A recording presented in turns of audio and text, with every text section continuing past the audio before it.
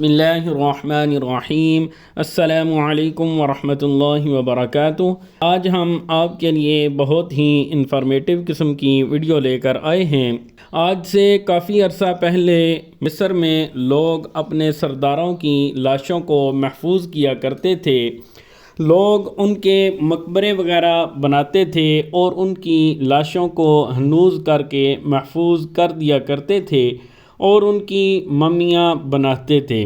ان لوگوں کا یہ عقیدہ تھا کہ یہ لوگ زندہ ہوتے ہیں اور ان کو اپنی ضرورت کے لیے پیسوں کی ضرورت ہوتی ہوگی تو وہ اپنی ضرورت ان سونے چاندی زیورات سے ضرورت پوری کر لیں۔ لیکن جب کچھ عرصہ اسی طرح سے گزرتا گیا تو اس علاقے کے جو چور اور ڈاکو تھے ان کے لیے تو چاندی ہو گئی اور وہ لوگ اپنے سرداروں کے مقبروں کو لوٹنے لگے، اور ایک مقبرے سے ان کو اتنی زیادہ دولت حاصل ہو جاتی تھی کہ کافی عرصے تک ان کو چوری اور ڈکیتی کی ضرورت محسوس نہیں ہوتی تھی۔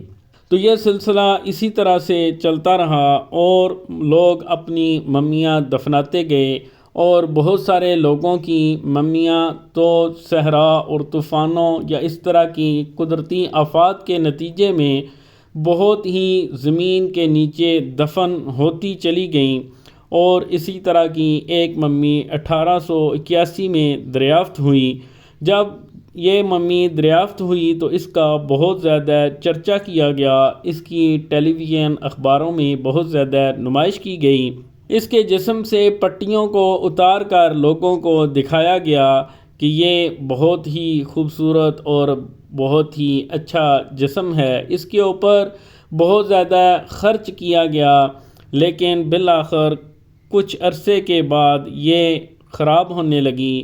یہ 1976 میں معلوم ہوا کہ اس کی لاش کے اوپر ایک فنگس نما بیماری کا آغاز ہو چکا ہے، جس کی وجہ سے فنگس وغیرہ لگنا شروع ہو چکی ہے، جس کی وجہ سے اس کی لاش خراب ہونا شروع ہو چکی ہے۔ تو اس کے علاج کے بارے میں معلومات حاصل کی گئی تو پتہ چلا کہ فرانس میں اس کا علاج ہو سکتا ہے، اس کے علاوہ پوری دنیا میں اس کا کوئی علاج نہیں ہے۔ تو فرانس میں اس کی لاش کو بھجوانا ایک بہت بڑا مسئلہ تھا، کیونکہ ایسے ہی کسی کی لاش کو دوسرے ملک میں ٹرانسفر نہیں کیا جا سکتا تھا، تو اس کے لیے ضروری تھا کہ اس کا پاسپورٹ بنوایا جائے۔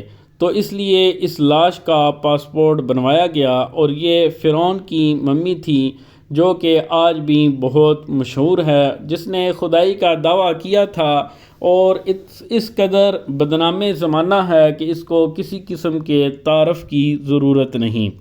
تو فرعون کا جب پاسپورٹ وغیرہ بنایا گیا تو اس کے پیچھے ماہرین دو وجوہات بتاتے ہیں کہ یہ ایک مصر کے لیے ایک ورثہ تھا، تو اس لیے مصر والے یہ چاہتے تھے کہ اگر ہم اس کا پاسپورٹ بنوائیں گے تو یہ انٹرنیشنل طور پر ایک ریکارڈ میں بات آ جائے گی، تو کل کو اگر فرعون والے اس کو دبا دیتے ہیں تو پھر ہم اس کا مطالبہ بھی کر سکتے ہیں۔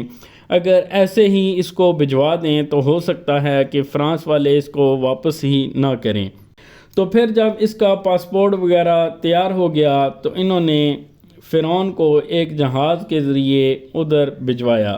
جب اس کی لاش فرانس میں پہنچی تو فرانس کا ایک قانون تھا کہ وہ بادشاہوں کی لاشوں کا بھی احترام کیا کرتے تھے اور ان کو پروٹوکول دیتے تھے۔ چاہے یہ فرعون کیونکہ ایک بادشاہ تھا تو اس لیے انہوں نے فرعون کی لاش کو بھی سرکاری پروٹوکول دیا اور اس کو بڑے اعزاز کے ساتھ وہ لے کر گئے۔ یہاں پر ایک بات بہت ہی قابل غور ہے کہ بادشاہوں کے مقبروں پر بھی اتنی زیادہ دولت خرچ کر دی جاتی ہے، جیسا کہ وہ دولت اگر عام غریب انسانوں پر خرچ کی جائے تو تقریباً 2 یا 3 شہر اس سے مستفید ہو سکتے ہیں اور بہت اچھی زندگی گزار سکتے ہیں۔ اگر ہم اس پر غور کریں تو ہمیں نظر آتا ہے کہ دنیا میں بے شمار لوگ ایسے ہیں جن کو 2 وقت کا کھانا بھی میسر نہیں ہوتا۔ یہ بات اگر پہلے تک محدود ہوتی، پرانے وقتوں تک محدود ہوتی تو یہ بھی کافی تھا، لیکن آج ہم اس دور میں بھی دیکھتے ہیں کہ لوگ ان چیزوں پر بہت زیادہ فضول خرچی کرتے ہیں۔ ہمارے سامنے بے شمار مثالیں موجود ہیں۔ ملکہ ممتاز محل کو ہی دیکھ لیں کہ جتنا اس کی تعمیر کے اوپر خرچ آیا تھا، اس سے زیادہ خرچ آج اس کی مینٹیننس کے اوپر ہو رہا ہے، اور یہ پیسہ عام غریب عوام پر بھی خرچ نہیں ہو رہا۔ ان لوگوں نے جو حماقتیں کیں وہ تو کیں، لیکن آج ہم اس سے بڑی حماقتیں کر رہے ہیں کہ ایک بادشاہ نے اگر اپنی محبوبہ کے لیے اگر محل تعمیر کروا دیا تھا، تو آج ہم غریبوں سے ٹیکس وصول کر کے جو پیسہ اکٹھا کرتے ہیں اس کو ہم اس محل کی حفاظت پر لگا رہے ہیں۔ یہ صرف انڈیا میں ہی نہیں ہے، اگر ہم پوری دنیا میں دیکھیں تو ہمیں اس کی بے شمار مثالیں ملتی ہیں۔ تو اس لیے ہمیں چاہیے کہ ہم پر پیسہ خرچ کریں، کیونکہ دنیا میں ہم نے ہمیشہ کے لیے نہیں رہنا اور بالآخر آخرت کا سفر کرنا ہے۔ تو اللہ تعالی ہمیں نیک عمل کرنے کی توفیق عطا فرمائے۔ اجازت دیجیے، اللہ حافظ۔